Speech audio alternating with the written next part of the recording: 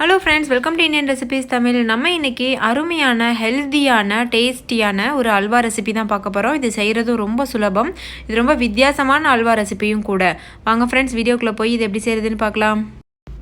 First ஒரு mixing பவுலில் அரை கப் அளவுக்கு கசகசா தண்ணியில் 8 மணி நேரம் ஊற வச்சுக்கோங்க. பாருங்கள், அது நல்லா ஊறிடுச்சு. இப்போ அந்த தண்ணியை இருத்துட்டு நம்ம மிக்சி ஜாரில் போட்டு அரைச்சிட்டு வந்துடலாம். கசகசாவை மிக்சி ஜாரில் போட்டாச்சு. இது கூட ஒரு கைப்பிடி அளவு பாதாம் சேர்த்துக்கோங்க. தேவையான அளவு தண்ணி சேர்த்து நல்லா நைஸான பேஸ்ட் பதத்துக்கு அரைச்சிட்டு வந்துடுங்க. இப்போ பாருங்கள், அது நல்லா அரைச்சாச்சு. இப்போது கடாயை சூடுபடுத்திட்டு 2 ஸ்பூன் அளவு நெய் நான் சூடுபடுத்தி வச்சுருக்கேன். அதில் இந்த கசகசா பேஸ்ட்டை சேர்த்துடலாம். இப்போ இதில் உள்ள இந்த தண்ணி பசையெல்லாம் நல்லா வத்துறது வரைக்கும் நல்லா அடுப்பில் வச்சு கலந்துக்கிட்டே இருங்க. இப்போ நல்லா ட்ரை ஆயிடுச்சு பாருங்கள்.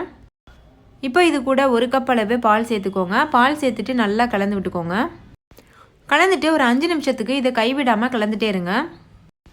இது கூட ஒரு கப் அளவு தேங்காய் துருவல் சேர்த்துக்கோங்க. தேங்காய் துருவலை வதக்கிட்டு சேர்த்துக்கோங்க. நான் கடையிலேருந்து வாங்கின தேங்காய் துருவல் அப்படின்றதுனால அப்படியே சேர்த்துருக்கேன். நீங்கள் ஃப்ரெஷ்ஷான துருவல் சேர்க்குறீங்க அப்படின்னா நல்லா வதக்கிட்டு சேர்த்துக்கோங்க. அடுத்து இது கூட முந்திரியும் கிஸ்மிஸ், அதுக்கப்புறமா பார்த்திங்கன்னா பாதாம், இதெல்லாம் நெய்யில் தாளித்து கொட்டிடலாம். கொட்டிட்டு இந்த மாதிரி நல்லா கலந்து விடுங்க.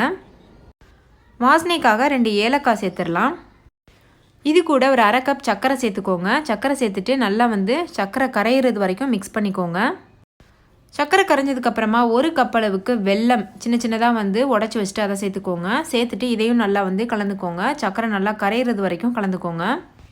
சர்க்கரை கரைஞ்சதுக்கப்புறமா நெய்யெல்லாம் நல்லா பிரிஞ்சு வர்றது வரைக்கும் நல்லா சுருளை கிளந்துடலாம். பாருங்கள், இப்போ நெய்யெல்லாம் நல்லா பிரிஞ்சு வந்துருச்சு. இந்த சமயத்தில் நம்ம சர்வ் பண்ணிடலாம்.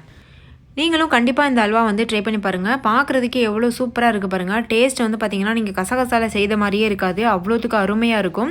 கண்டிப்பாக ட்ரை பண்ணி பாருங்கள். ரொம்ப ரொம்ப ஹெல்த்தியான ரெசிபி. இன்னொரு சூப்பரான ரெசிபியோட நான் உங்களை சந்திக்கிறேன். தேங்க்யூ, பாய்.